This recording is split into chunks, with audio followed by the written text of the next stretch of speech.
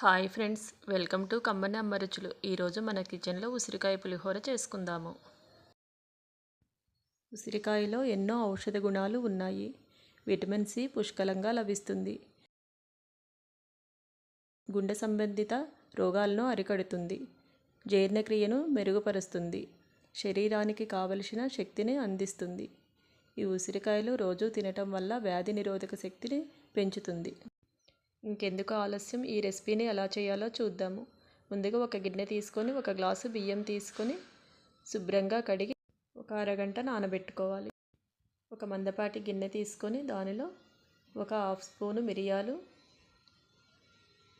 ఒక స్పూను ధనియాలు, ఒక స్పూను నువ్వులు కూడా వేసుకొని డ్రై రోస్ట్ చేసుకోవాలి. ఇవి ఇలా ఫ్రై అయ్యాక చల్లార్చుకొని ఒక మిక్సీ జార్లో వేసుకుందాము.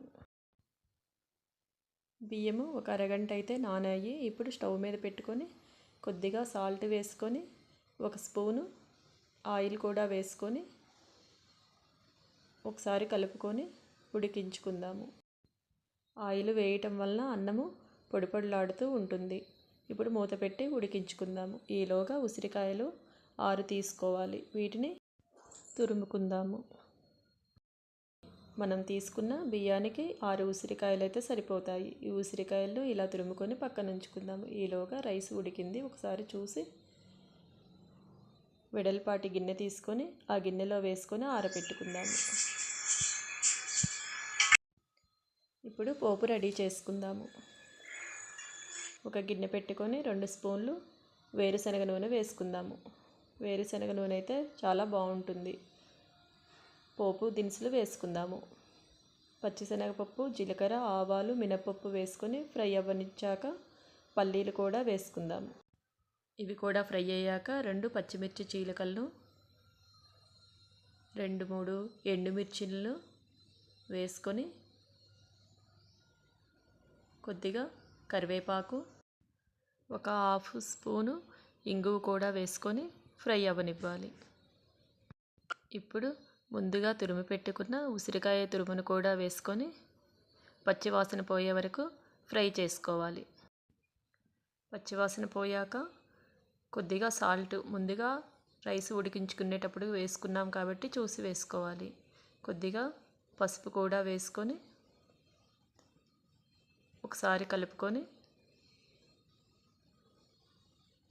ఇప్పుడు ఆరబెట్టుకున్న రైస్లో కలుపుకుందాము.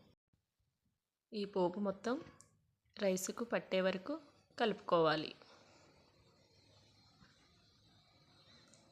ఇలా కలుపుకున్నాక ముందుగా గ్రైండ్ చేసి పెట్టుకున్న